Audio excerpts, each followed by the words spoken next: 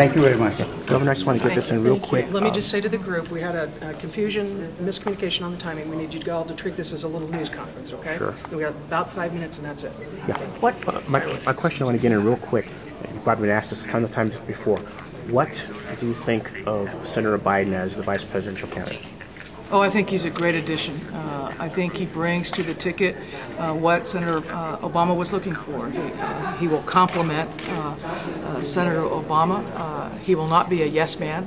He has his own positions on the issues, and Obama thrives on hearing different ideas, so he can get the best of that. And he brings some different types of experience to the ticket. So I think it's a good choice. And one other question for our sports blogs is, you guys hosted this Super Bowl this year. I know off camera we talked about you're possibly going after another one. Where does that stand? Yeah, we went after the 2012 Bowl, and I think we came in second, so we're going to really try for 2013. We think Arizona is a great place to host these big sporting events, and we're really going at it. Election. I think, first of all, the Democratic platform is the strongest platform for tribal sovereignty and recognition of treaty rights of any platform I know of. And in part, that's because Ron, his horse, his thunder, was a member of the drafting committee that I chaired, and also because I've been dealing with tribal issues for a long, long time. So I think the Native American vote will line up with Obama very, very strongly because he recognizes the issues underlying tribal sovereignty. It's not just a phrase, but he understands that government-to-government relationship has a real meaning to it, and it means ongoing consultation and working with tribes as opposed to issuing edicts from Washington, D.C. Now, in certain states, the Native vote could be decisive. One example of that would be New Mexico. New Mexico, in the presidential elections the last couple of years, been very, very close, and they have a fairly large Native American vote. So that vote turns out for Obama could very well decide New Mexico. What policies and themes does the ticket need to emphasize to thrive in your region, and how are population changes and other demographic changes affecting the politics in your state and other western states? Well, I think the demographic changes are immense, and I'll use Arizona as an example. When we vote this fall, fully 25% of the voters in Arizona will never have seen McCain on a ballot. I mean, they've come to that state or become a voting age since McCain last ran, and a third have only seen him once. So that's half the electorate right there. As the state has grown, it's gotten younger. By median age, we're one of the youngest states in the country, which is a surprise to many.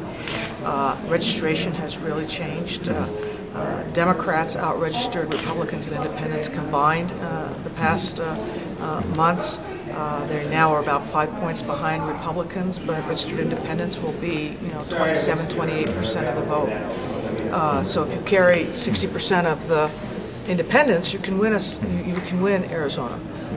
I know that very well because that's what I do.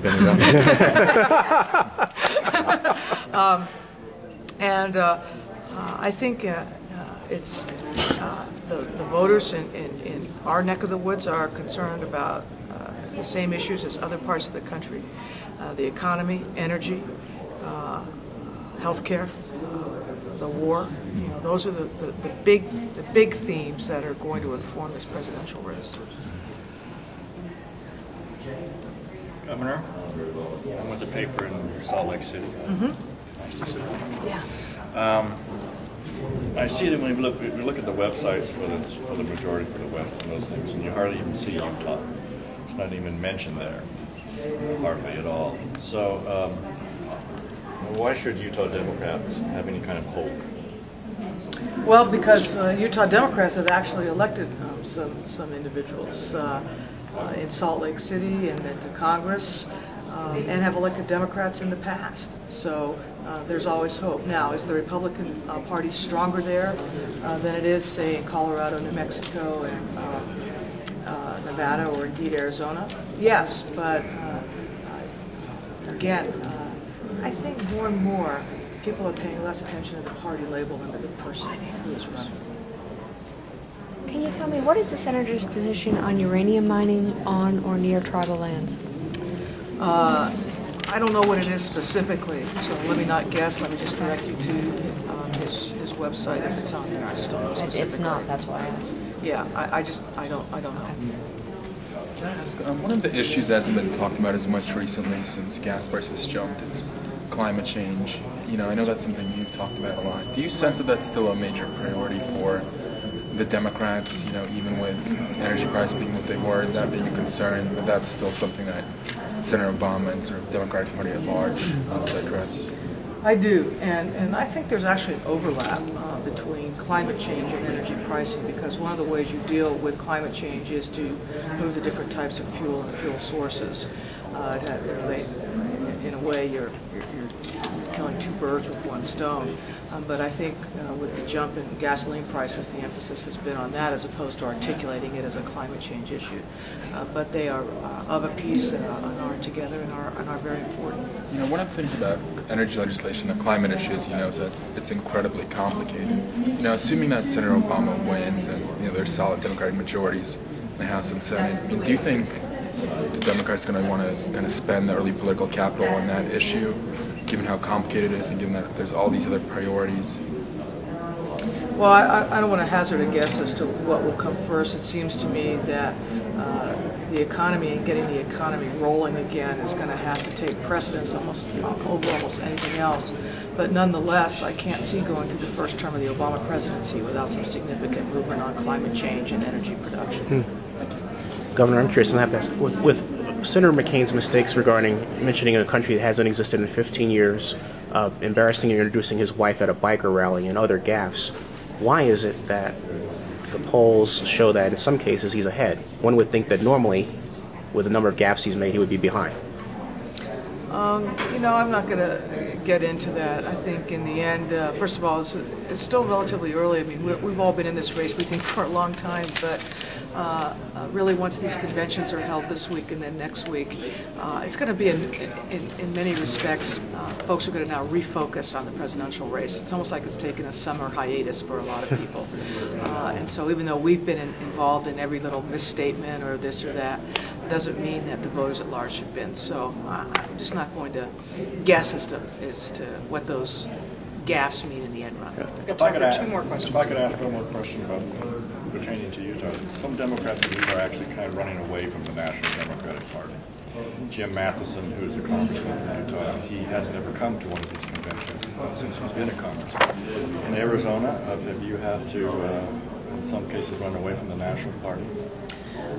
Not run away, but you know, I have my own way of articulating what I think is best for Arizonans, and I don't know of anybody in a leadership position like governor who toes a, quote, party line 100% of the time. That's not what you're elected to do. You're elected to lead and to make decisions based on the facts that you have and the things that need to get done. And so, I don't know if you call that running away, but I think I'm a Democrat and a proud Democrat because I believe overall that that's best for the people of Arizona.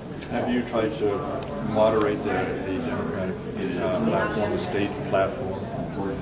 I really haven't been involved with the state platform. I've been involved with state governing the state.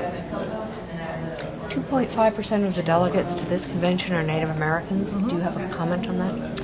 Actually, Arizona has several. We've got, let's see, Delia Carlisle of Ak-Chin was on the platform committee. We've got Ned Norris of Tohono O'odham and Diane Enos of Salt River Pima is a delegate.